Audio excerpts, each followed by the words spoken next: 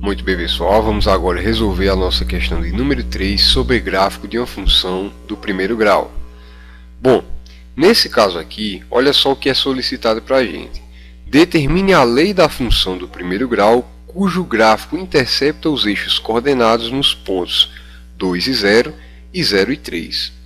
Veja, nesse caso aqui, pessoal, você tem que prestar bastante atenção. Quando é fornecido dois pontos desse gráfico da função do primeiro grau, que é uma reta, a gente sabe que o desenho do gráfico de uma função do primeiro grau é sempre uma reta, né? E esses dois pontos necessariamente não precisam ser aqueles que a gente já conhece, né? Que são os pontos que vão cortar o eixo x e y. Você tem aí várias formas de resolver esse problema. Eu vou apresentar aqui, né, para ser mais completo, 3 formas de você resolver problemas como esse, tá? E é interessante que você se aproprie das 3 formas de resolução, porque à medida que a gente for avançando, né, na dificuldade das questões, você vai ver que aquelas questões de vestibular e de Enem pode ser bastante útil você entender esses processos que eu vou apresentar, tá? Então, de início são questões mais simples, só que mais para frente vocês vão ver como é útil você aprender esses procedimentos, ok? Bom, o primeiro procedimento é o seguinte, né?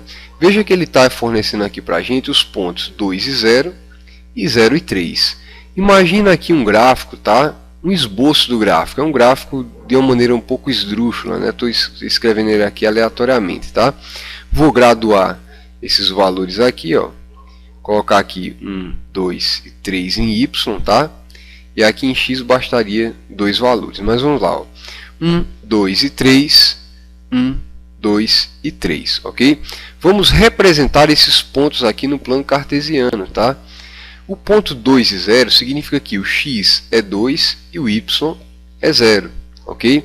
Então, ó, o x é 2, ele está nessa posição aqui, certo? E o y sendo 0 significa que esse ponto ele está em cima, tá? Ele está justamente em cima aqui do eixo x, que é o eixo das abscissas, certo?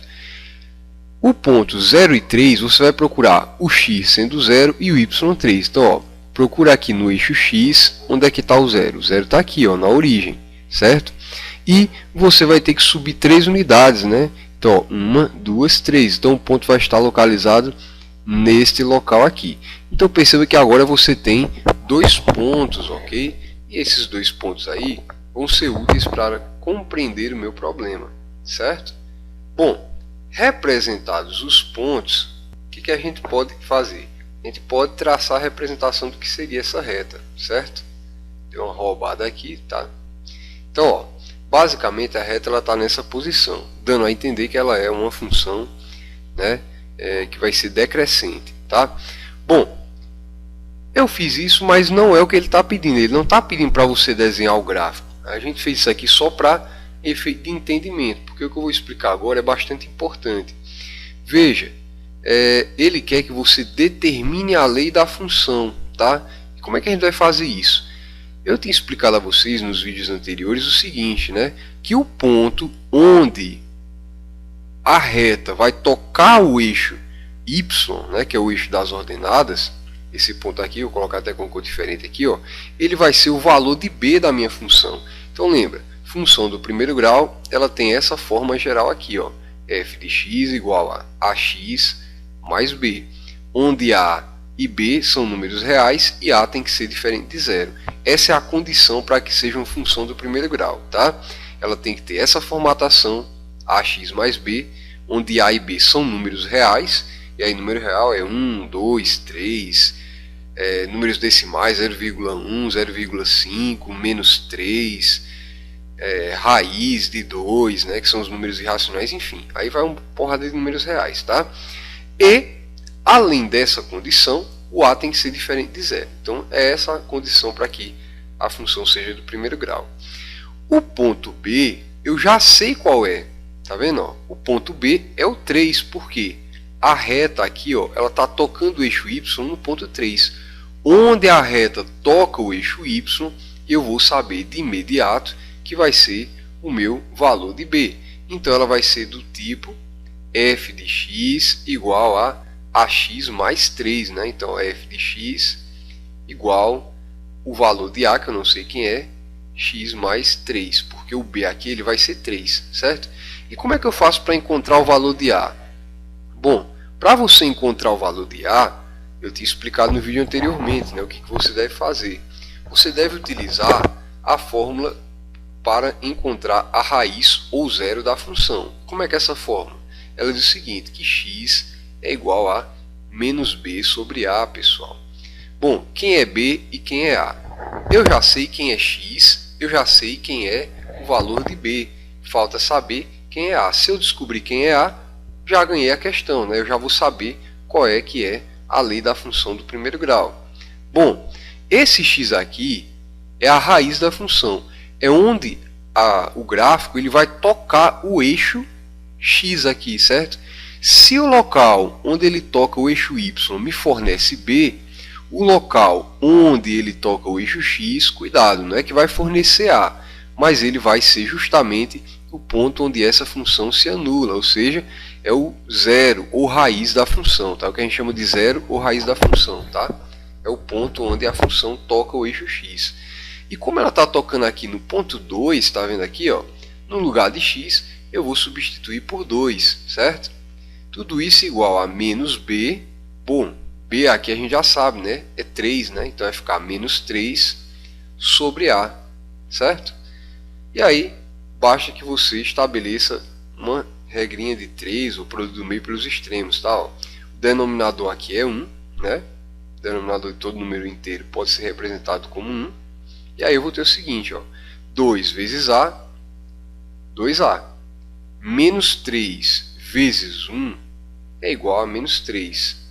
O 2 aqui está multiplicando o a, vai passar dividindo, então vai ficar menos 3 sobre 2. Descobri o valor de a. O valor de a é menos 3 sobre 2. Então, ó, na hora de substituir na minha função, eu vou colocar aqui menos 3 sobre 2. Tá vendo? Então, eu já tenho o valor de a, eu já tenho o valor de b, posso dizer que a lei da função é essa daqui, menos 3 sobre 2, x mais 3. Ok? Então, encontrou o valor de a, encontrou o valor de b, encontrou a lei da função. Essa é a primeira maneira que você tem para resolver uma questão como essa, tá? Um problema como esse, certo? Uma segunda maneira de você encontrar é a seguinte, é adotando o que a gente chama de taxa de variação da função afim, certo? A taxa de variação, pessoal, vocês vão encontrar através do seguinte probleminha, tá? Taxa de variação você encontra através disso daqui, ó. A é igual a yb menos ya sobre xb menos xa, certo? Tradicionalmente você encontra aí nos livros didáticos, na maioria das pesquisas que você faz pela internet, essa fórmula aqui, certo? E como é que a gente vai utilizar-se dela para resolver a questão? Bom, é bastante simples, certo? Você tem que entender o seguinte, ó, a diferença de yb menos ya sobre a diferença de xb menos xa. Mas quem é yb, ya, xb, xa? Bom, se você não teve uma aula aprofundada sobre geometria analítica ainda, certo? Ou você não lembra, a gente vai fazer o seguinte, ó, eu vou chamar esse ponto aqui de ponto A, certo? E vou chamar esse ponto aqui de ponto B, ok? Você tem um ponto A e o ponto B. Lembra que no estudo do gráfico, né, da representação dos pontos no plano cartesiano, esse primeiro valor aqui é o valor de x e esse segundo aqui é o valor que você vai colocar em y, né? Inclusive a gente utilizou para fazer esse gráfico. A mesma coisa aqui, ó, o valor de x e o valor de y. Então aqui você tem o x de a, que é 2, e o y de a, que é 0. Aqui você tem o x de b, que é 0, e o y de b, que é 3. Basta substituir. Vamos fazer yb menos ya, ou seja, 3 menos 0, né? Ou seja, y de b, quem é? É o 3. Então eu vou fazer aqui, ó, vou colocar aqui na cor azul para ficar padronizado, né? Ficar um negócio mais organizado. Então, ó, A vai ser y de B. Quem é y de B? 3. Então, você coloca aqui 3.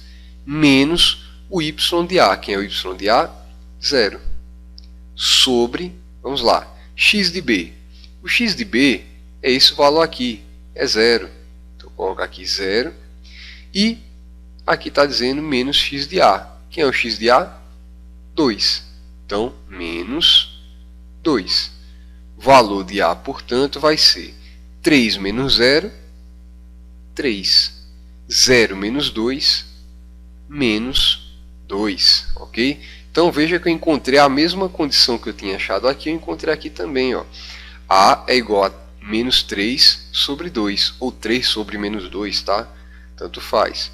Então, ó, menos 3 sobre 2 é o valor de A, é o que a gente chama de coeficiente angular. Para achar o valor de B? Bom, para achar o valor de B também fica bem fácil, pessoal. Você vai utilizar aqui a fórmula geral, que é f de x igual a x mais b. Lembrando que f de x é equivalente a y, certo? É só a maneira de você representar, ok? F de x e y são semelhantes. Então veja, equivalentes no caso, né? Nesse caso aqui, veja que você está trabalhando com f de x, ok? F de x é y, então isso aqui ou isso daqui são coisas equivalentes a x mais b. Veja, eu já encontrei o valor de A, pessoal. O valor de A foi definido aqui, agora há pouco, dá menos 3 sobre 2, beleza? E para encontrar o valor de B, eu vou utilizar ou esse ponto A ou o ponto B. Tanto faz, qualquer um dos dois serve, certo? Eu posso utilizar ou o ponto A ou eu posso utilizar aqui o meu ponto B, ok? Utilizando o ponto A, vou fazer com os dois aqui porque é para você verificar que dá certo, tá? Utilizando o ponto A, eu tenho que o x é 2 e o y é 0. Substitui aqui, ó, tá? Você vai substituir aqui, ó. Ele está dizendo que o x é 2 e o y é 0. Então, ó, x é 2, então no lugar de x eu coloco 2.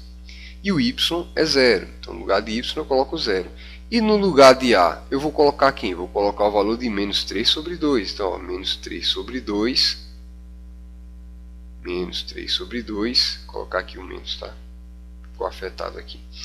Vezes 2 mais B.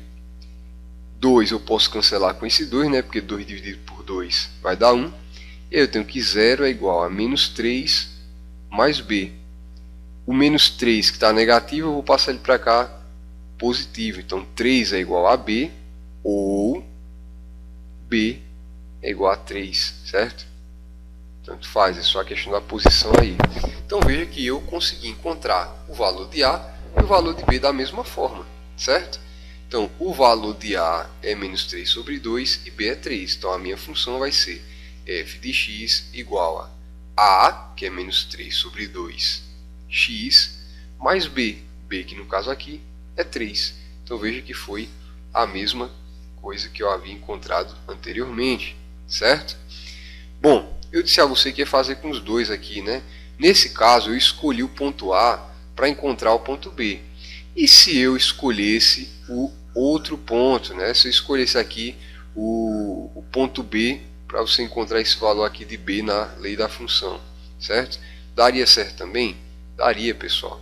Olha só o que aconteceria, certo?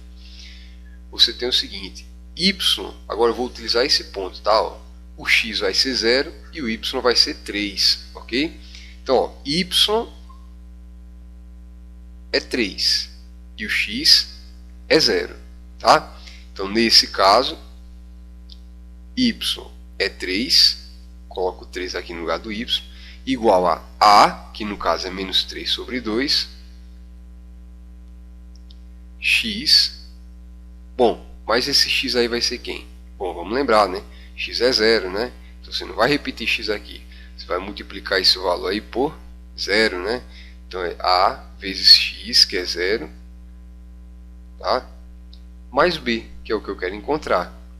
Pessoal, qualquer valor, não importa se é uma fração, se é uma raiz, se é um número decimal, tá multiplicando por 0, vai dar 0. Então anula, ó.